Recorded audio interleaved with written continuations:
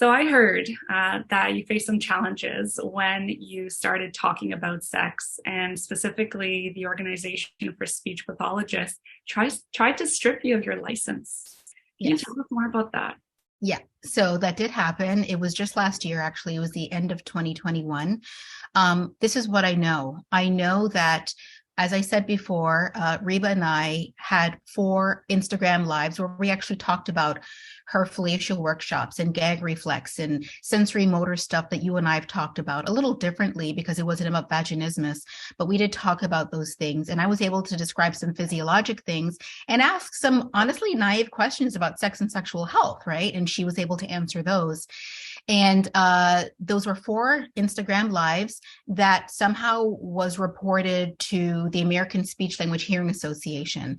And just so you know that I have been a practicing speech pathologist, not clinically practicing, but I hadn't practiced for 8 years, but I just kept paying for my license because scientists who conduct research and who teach at universities don't have to have a license for that because you're not doing any clinical work, but I just kept it anyway, although I hadn't used it for a long time.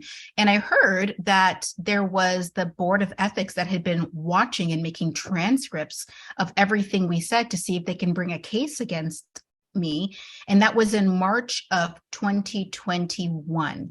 And then I didn't hear anything for months and months. So I assumed they watched it. They were like, well, she hasn't actually done anything wrong. And then that was it. And then December, I found out that I got a letter from them saying, you've potentially violated some, statutes, whatever you want, their numbers and their codes and their dashes and their colons and et cetera.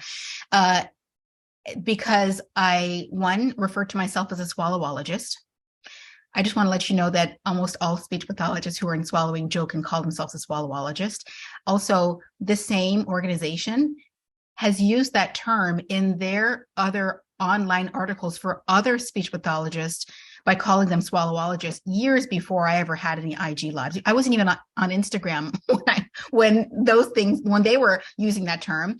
And the other thing is that I referred to myself as a speech pathologist while talking about sex. And first of all, I am a speech pathologist, so there's that. The other thing is that there's a lot of misogynoir involved here, Katrin, in that when Black women talk about things that white women talk about, it's considered raunchy and ghetto. And when a woman does it, it's, as I always say, a chic little show called Sex in the City. These are well-meaning, educated women who are politely talking about sex. But if I do it, somehow it's this dirty rapper's girlfriend situation that they're envisioning.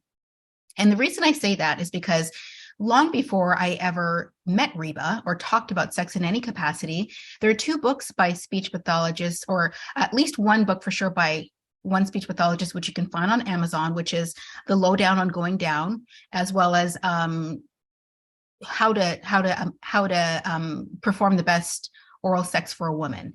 And I don't remember the exact title. And she actually touts herself in this book as a speech pathologist using her skills to train people on this. I never say in these IG lives that speech pathologists should be doing this. I specifically say you should refer to sexual health experts if you don't know how to deal with these topics.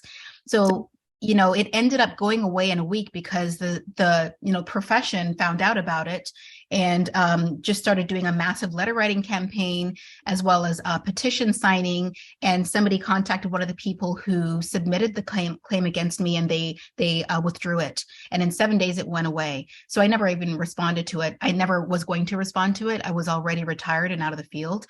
But as a member in ASHA. But what it told me is that sex and sexuality is such a hot topic that seemingly educated, mature adults who have had kids, so have evidence of having had sex, can't talk about, or they're like, it's okay, but not if you do it. And I think that the, Manson's law of avoidance, which is anything that questions your identity as you see yourself, should be avoided. And I think that's really what's happening here. There are people who just don't see themselves as sexual beings. They're like, yes, theoretically, humans are sexual. Yes, we are. Whether you like it or not, your body is designed to do these things. But if you choose not to do them and you don't see yourself as a sexual person, or that person's over there being too sexual and talking about sex, you can keep scrolling. It doesn't have to anger you so much that you shut off all conversation that other people want to have because it messes with your sensibilities. Because that's not what our patients need. The activities of daily living that the World Health Organization talks about includes sex. Now, you might not be doing it daily, but the point is, it is a part of life that is important to humans, and that's why it made that list. And speech pathologists, occupational therapists, physical therapists are expected to address those things. However, if you're a speech pathologist who does not want to, you have the option of referring to somebody else who can, but it's not your job to make somebody feel less human or less moral as you believe you are, because you wouldn't do that. And that's why it's so inspiring to hear you talk about going from talking about it online anonymously to moving to being unanonymous and sort of naming and claiming yourself and your situation, to moving on to having this powerful group, Vaginismus Sisters. I'm actually really curious about that journey. Thank you for sharing your journey. And I'm so excited to talk about my journey too. And I want to comment on something that you mentioned that is so incredibly important. First of all, the power of community that supported you in standing behind you, as well as all people of the world who are brave enough to speak about these topics. Amazing, right? I'm so glad that that's the bond that's shown through and has actually persevered. Yep. Another piece is the much, much bigger conversation that you mentioned and deserves hours and hours that I cannot personally relate to, right? I have an experience being a Black person in community, and I feel like this topic, we can speak about it in a different interview with other people who have more to say on it, because though I haven't experienced it personally, the statistics show that racism happens on so many levels in our medical communities. And the way that you put it was just really powerful. So I wanted to give it the emphasis that it deserves. Thank you. You're welcome. And I too have said many times that I am so grateful for the speech pathology community that came behind me. It was a small number of close colleagues who I sent the email to, like, haha, isn't this crazy? And they're like, I'm sorry, we're not leaving it at haha, isn't this crazy? I'm not responding. Mm-hmm. We are doing something. And what I continue to hear is people say things like, wow, it's amazing what we can do when we bond and band together, right? But also, what if you weren't me? What if you weren't this world-renowned swallowologist that everyone already follows? What if you were, a new person, a new Black female or male in our field? Our field is only 3% Black, by the way. It is the third whitest field in the United States and the most female dominated. So that means most of the people in our field are about 90% white female. So if you're not a white female and this happens to you, who do you call? Like, I happen to be well known and people happen to feel a connection to me.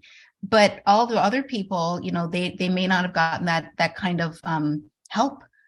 Mm-hmm. So, it's a double-edged sword, right? So it can cut the crap, but can also cut you up depending on how that goes.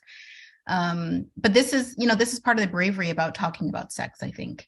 And maybe if it was a personal experience, they might listen to me more. If I was talking about my personal issues with sex and sexuality, I'm not sure. That's where you come in more. Yeah, something tells me it wouldn't change too much. And unfortunately, we've all grown up in a shame-steeped culture around sex and pleasure, and our own insecurities and discomfort come up in all areas of life related to this. Mm-hmm. So like you alluded to, right? It's important to ask the naive questions, the questions that seem stupid, just so we can show that I am willing to learn, I'm willing to grow. And here's one of the experiences that I had, and so many women do have, when we visit our first person of contact in the medical community here in Canada, that's referred to as our family doctor. We often have that family doctor's ego be a little bit of the barrier between us getting help that's actually relevant to us. And the reason I say it this way is just because we all in our society have never been celebrated for saying, I don't know, or for saying, I'm not really sure, and this person is going to be better for you in terms of support in this area. And hence the ego is very much at play, even if we don't quite realize that. What I received as recommendation when I came to my family doctor with my very vulnerable story was, oh, don't worry, you should just drink a glass of wine. Like maybe that'll help you relax and just try again. This was me at 18 years old here in Canada. Legal drinking age is 19, right? So my doctor told me to do something illegal in order to help myself without any other words of comfort or awareness and guidance on what I'm actually going through. So may I also suggest that the blurry areas surrounding telling an 18-year-old to have some alcohol to make it easier to have sex and consent was probably never mentioned there. Like, I mean, isn't that a factor too? That's a massive part of the conversation that's absolutely missing. And what happens as women that I've supported in overcoming vaginismus have shared with me is, yes, we got blackout drunk to try to have sex. I've done it. Yes, we got high in a very unsafe kind of environment, doing something illegal in order to help ourselves. And these are the lengths at which we go to feel like we are women, in fact, because the identity of being a woman is also something that gets questioned in our own experience. Mm-hmm. And as soon as our identity becomes less about, I'm a human, I'm a capable woman, and it becomes more about, I have a sexual dysfunction, and that then actually relates to us feeling like we are dysfunctional in our identity, it's just a downhill slope from there, right? Because we make it about us. This means something about who we are rather than something we're experiencing for a temporary time period. Yeah, that's really, really powerful. First of all, I mean, thank you so much for even being willing to talk about it that way. You really have to dig deep and pull parts out of yourself that you don't want to talk about in order to get help. And I don't think people really understand how vulnerable you have to be to talk about that. On one hand, they enjoy hearing about it, even if they don't have these issues, just so they can go, oh my God, have you guys heard? Have you guys heard?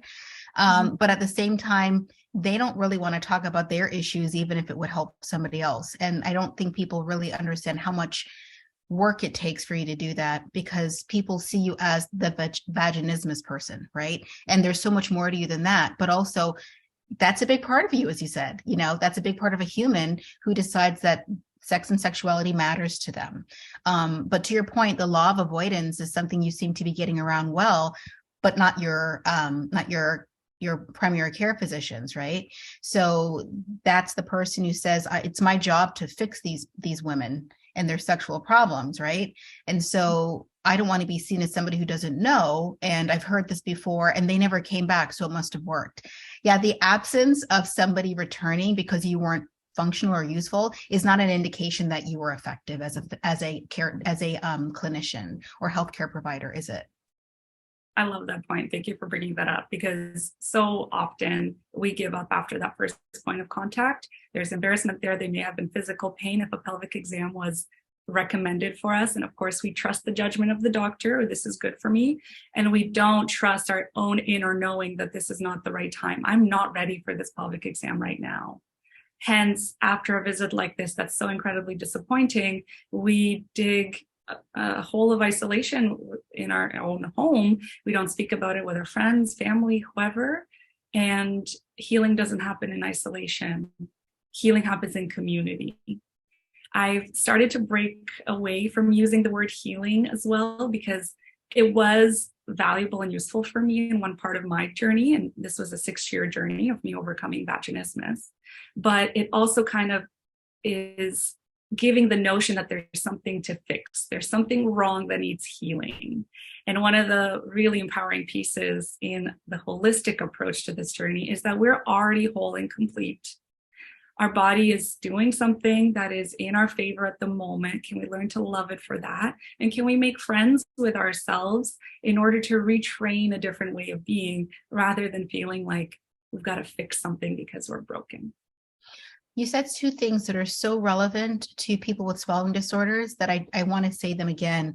You talked about this idea of not being treated like somebody who understands their body, and being so disappointed with the outcome of interaction with the healthcare provider. I'm probably one of few people who really know what this is like, not because it's happened to me, but because a lot of patients would come to my lab because I had research grants to investigate people who live, in the community and have had swallowing disorders. And so many have come to me with PEG tubes, getting all of their nutrition through a PEG tube, and their swallows functional. They don't actually really have a swallowing problem, but because their last interaction with a speech pathologist was so devastating in their head to be told you can never eat by mouth, and if you do, you'll probably end up with a pneumonia and die. And so here's a PEG tube to have forever with no follow-up. They're pretty devastated. So they're both afraid. They do have these physical responses to eating certain things. They don't know what it means. And their caregivers are all around them like, don't eat that, you'll die. And they can't see what's going on inside, and they don't have any expertise about swallowing. So the way I tell you that their whole body cries, laughs, feels a sigh of relief when they see me, and I go, well, let's check it out. Let's see what's happening. Here are your options. And I give them a full range of unbiased options that have nothing to do with me fixing them or not. I'm not fixing anything. I'm trying to figure out what your body can do. And are you on board with trying this, or nothing? It's really just that approach that makes a difference, that I'm not the person who's, condemning them. Not that all speech pathologists condemn at all, but they feel that way. It doesn't matter that you didn't mean to do it. That's the way they're hearing it. They keep saying it's a death sentence to do this to me. But to your other point, I've also heard people realize when they have intractable dysphagia, and it's like, I'm talking about Heimlich maneuver every time they try to eat, not, oh, I could end up with pneumonia, but like, actually, like, I might not make it through these next 5 minutes. In those situations, they've had to make peace sort of with, this is my new normal. I can't eat these kinds of things. All meats are out. Otherwise I die. Like, those are the people who've come in with their own version of healing that it's my job to listen to, and not let my ego go, well, we're going to see if we can get you that steak. They've made it okay. And I don't know how long it took them to get to that point, but I'm not going to try to reverse their personal journey by saying, oh, that's too bad. Are you sure you don't want to try? They have just told you they've made peace with it. Yeah. Do you know what I'm saying? So it's kind of both at the same time that you're dealing with, and hearing from you, who is not a medical provider, a healthcare person with a degree in healthcare, and being more in touch with the National Foundation of Swallowing Disorders, what we call NFOSD, has helped me to understand that the connection between people who have community groups that like yours, where you're really just sort of helping other people like yourself, but you're also a patient or a client, could inform us so much more, right? Because the only thing that would make me better is if I had a swallowing disorder.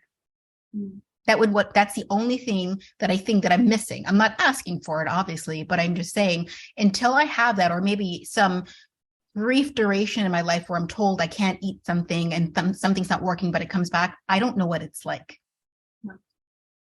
Thank you for bringing attention to that, because I really do believe that it is impossible to truly understand what other people are going through if we haven't had the same experience.